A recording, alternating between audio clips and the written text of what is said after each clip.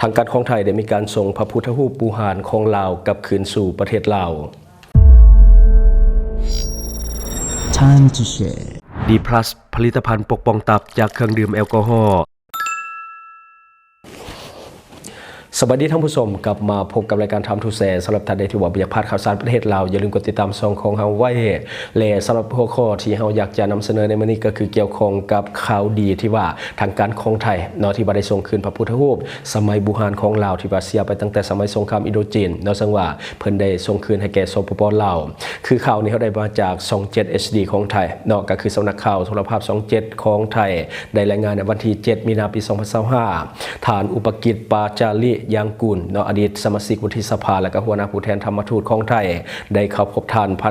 คำพันธ์อรวรรณเอกอัครราชทูตสปป.ลาวประจำประเทศไทยเพื่อส่งมอบพระพุทธรูปสมัยบูหานที่สำคัญและก็ได้สูญหายในปางสงครามอินโดจีนส่งมอบคืนให้แก่สปป.ลาวพระพุทธรูปดังกล่าวเป็นพระพุทธรูปปางมารวิสัยเนื้อสำริดหน้าตักกว้าง38 เซนครึ่งและก็สูง74 เซนติเมตรรูปทรงแบบศิลปะล้านสร้างในยุคในศตวรรษที่19หรือว่าประมาณ200-700 ปีก่อนหน้านี้พระพุทธรูปองค์ดังกล่าวได้มาจากพ่อค้าซึ่งประมูลจากหอพิพิธภัณฑ์ส่วนตัวในประเทศฝรั่งเศสและก็ต่อมากรมศิลปะของไทยได้ค้นคว้าจากหลักฐานต่างๆเช่นภาพสเก็ตและก็แผ่นศิลาจารึกจากฐานของพระพุทธรูปเลยฮู้ว่าเป็นพระพุทธรูปที่เคยประดิษฐานในวัดเพียววัดเมืองคูนคำแขวงเสียงขวางสปป.ลาวจึงได้ทำการส่งคืนมอบให้แก่สปป.ลาวซึ่งพระพุทธรูป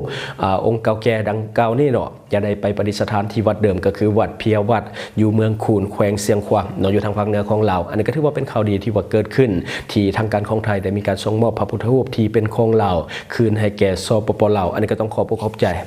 นี่ถือว่าเป็นเรื่องราวดีๆที่เฮาอยากจะเก็บมาเล่าเพราะว่าเมื่อก่อนเฮาเองก็ได้แชร์ลงในแฟนเพจของเฮาแล้วหลายคนก็ได้เห็นข่าวนี้แล้วเมื่อก่อนอาณาจักรล้านสร้างนี่เป็นอาณาจักรที่ยิ่งใหญ่หลายท่านน่าจะฮู้ดีสำหรับท่านใดที่ว่ามักศึกษาประวัติศาสตร์โดยเฉพาะประวัติศาสตร์ที่เกี่ยวข้องกับเพื่อนบ้านของเฮาก็จะฮู้ว่าอาณาจักรล้านสร้างของเฮานี่เคยเป็นอาณาจักรที่ยิ่งใหญ่และก็หุ่งเฮืองหลายในเมื่อก่อนผู้คนในสมัยนั้นก็เลื่อมใสกับพระพุทธศาสนาค่อนข้างที่จะหลายและก็สะสมสิ่งศักดิ์สิทธิ์ต่างๆพระพุทธรูปต่างๆที่เป็นตัวแทนของพระพุทธเจ้าที่หลายคนให้ความศรัทธาก็จะมีหลายสำหรับในบ้านเฮารวมทั้งพระองค์อื่นๆที่เคยเป็นเรื่องเราในประวัติศาสตร์ของเราและก็เพื่อนบ้านแต่ด้วยสงครามในสมัยก่อนที่ว่ามันเกิดขึ้นที่ในการฮุกฮานกันในละกับในการเหตุสงครามไปมาในทุกครั้งที่เฮาเสียเฮาบ่ชนะสงครามเฮาอาจจะถูกปุ้นสะดมหรือว่าถูกคนเอาสิ่งของที่มีค่าจากบ้านเฮาไปแล้วก็เฮ็ดให้พระพุทธรูปศักดิ์สิทธิ์หลายองค์ในสูญหายไปในสมัยสงครามบ่แม่นน้อยเพราะว่าตอนนั้นล้านสร้างเฮาค่อนข้างที่จะเจริญรุ่งเรืองพระพุทธศาสนาก็รุ่งเรืองคนเลื่อมใสหลายแล้วก็มีสิ่งศักดิ์สิทธิ์หลายแต่ว่าสงครามมาฮุกฮานแต่ละครั้งเขาเจ้าก็จะกวาดตอนเอาสิ่งศักดิ์สิทธิ์ต่างๆนี่ไปอยู่ในเพื่อนบ้านของเฮาในปัจจุบัน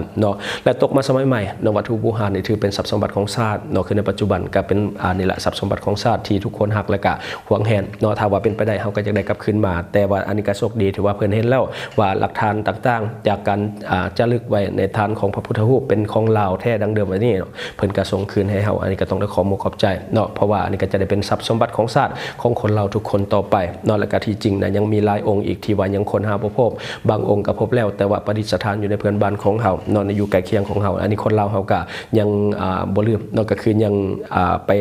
นำไปสักการะบูชาบ่ว่าจะอยู่ในบ่อนใดก็ตามประดิษฐานอยู่สักยาคนเราเฮาก็ยังนับถือเคารพแล้วก็สักการะบูชานำไปกราบไหว้คือเก่า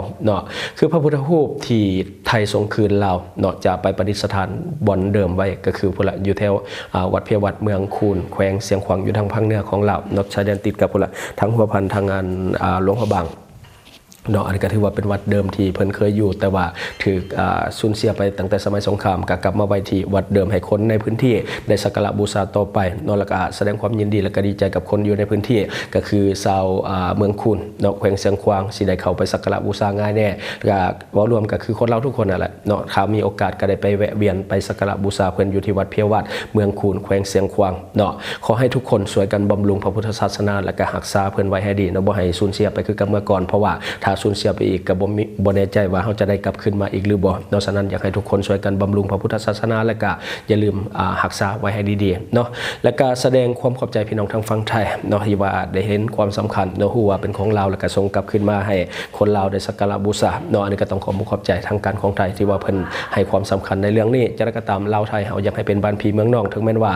ในการลงข่าวแบบนี้จะมีดราม่าแต่เนาะอยากให้ทุกคนเบิ่งในมุมบวกเนาะอันนี้ก็คือข่าวที่ว่ามันเกิดขึ้นจริงและข้าพเจ้าเองก็มีแต่นำมาเล่าสู่ฟังซื่อๆอันนี้ก็ต้องขอบใจ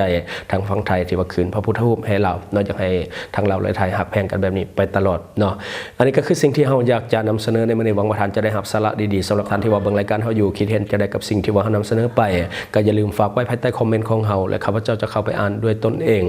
และขอฝากเนาะสำหรับท่านใดที่ว่ามีปัญหาเรื่องสุขภาพโดยเฉพาะพยาธิตับเนาะที่ว่ามักกินดิบกินแดงรับก้อยซอยจุเลือดแป้งและก็มีเชื้อโรคเข้าสู่ร่างกายโดยเฉพาะพยาธิใบไม้ในตับเนาะอันตรายหลายคนลาวเฮาตายหลายจากเรื่องนี้และก็พฤติกรรมเสี่ยงในเรื่องของการดื่มเหล้าดื่มเบียร์เป็นประจำเนาะฉะนั้นอย่าลืมปกป้องตับของท่านด้วยผลิตภัณฑ์ D+ ของเฮาตัวนี้ข้าเจ้าเองกินประจำเนาะสำหรับท่านใดที่กังวลว่าขาตับจะขึ้นให้กินตัวนี้ใส่2กล่องแล้วไปกวดเบิ่งเนาะและ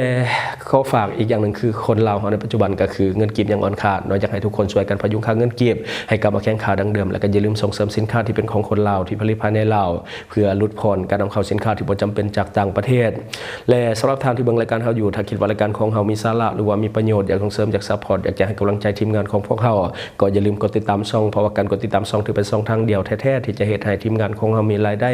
และก็มีกำลังใจในการผลิตคอนเทนต์ดีๆแบบนี้ให้ท่านได้ชมเรื่อยๆอย่าลืมให้กำลังใจทีมงานของพวกเฮาด้วยการกดติดตามช่องขอบใจดื่มแล้วดื่มเบียร์หนักๆอย่างต่อเนื่องกินอาหารดิบเป็นประจำหูทั้งหูว่าจะพาเป็นพยาธิตับ 100% แต่ก็เปลี่ยนพฤติกรรมพวกนี้บ่ได้อย่าลืมปกป้องตับของทานด้วยผลิตภัณฑ์ D+ ของเฮาเพราะการปกป้องตับง่ายกว่าการปินปัวพยาธิตับอย่างแน่นอน